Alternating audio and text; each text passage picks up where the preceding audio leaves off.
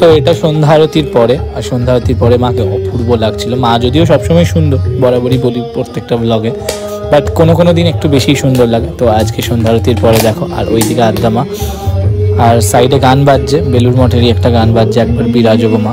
আর এই ভার্সনটা আমার ভীষণই ভালো লাগে। এটা ওরা ভাসানে দশমীর দিন এই গানটা গায় ওরা, মানে দশমীর ক্লিপ থেকে পেয়েছি আমি এই গানটা।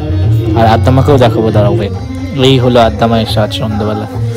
তো আদ্দামা, যুগল এবং রামকৃষ্ণদেব কেমন লাগছে অবশ্যই জানি। এটা সন্ধ্যেবেলা আমাকে এই শাড়িটা পরানো হয়েছিল।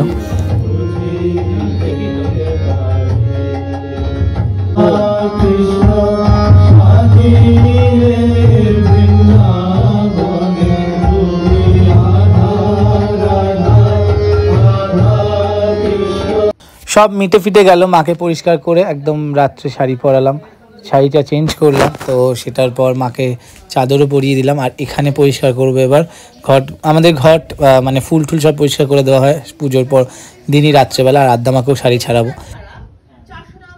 সারাদিন কাটাকাটনির পর একটু ঘুমাতে এসেছি, আর শুরু হয়েছে এদের অত্যাচার।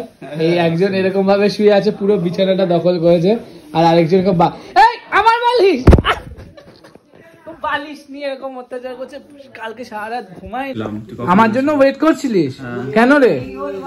নিয়ে তো 12টা অব্দি ঘুমিয়েছে আর কি।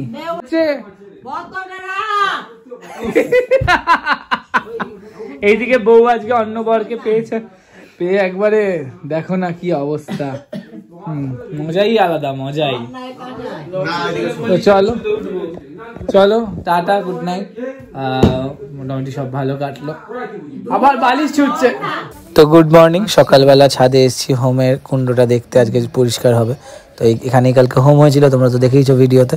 আজকে পরিষ্কার করা হবে। আর সকালে নিত্য পুজো করে চলে এসেছি এটা দেখতে, কারণ হোমের কিছু বিভূতি নিতেও এসেছিলাম।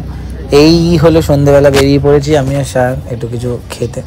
এই হলো মোমো, আমাদের এখানকারই বিবেক সংঘ ঝিলের এখানেই একটা বানায় সেখানে। আর এই দিকে দেখো জাস্ট রবটটা, ঠাকুর ভাসান চলছে, ঠিক আছে, ঠাকুর ভাসান চলছে। জাস্ট ভিডিওটা দেখো, কোথাও যেন আমার মনে হচ্ছে এনাকে দেখে যে সাক্ষাৎ মা বোধ হয় খড়গোয়াতে দাঁড়িয়ে আছেন, যে আমার ভাসান ঠিকঠাক না হলেই তোদের গলায় কূপ পড়বে, এটার জন্য। জাস্ট জোকস অ্যাপার্ট, এরকম কিছু ব্যাপার না, আমার জাস্ট মনে হলো তাই বললাম।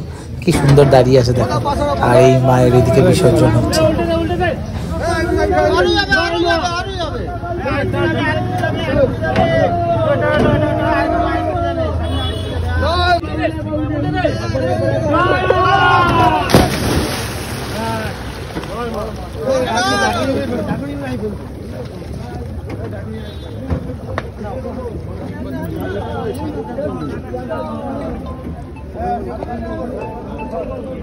হ্যালো, এই পার্টটা জাস্ট দেখা ফানি লেগেছিল, যার জন্য ভিডিও করলাম। বাট ফানি না, এটা যার যেমন ভাব সে সেইভাবে প্রকাশ করে।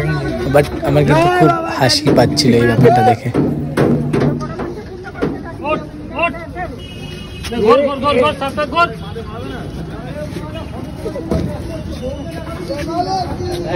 একবারই শেষ।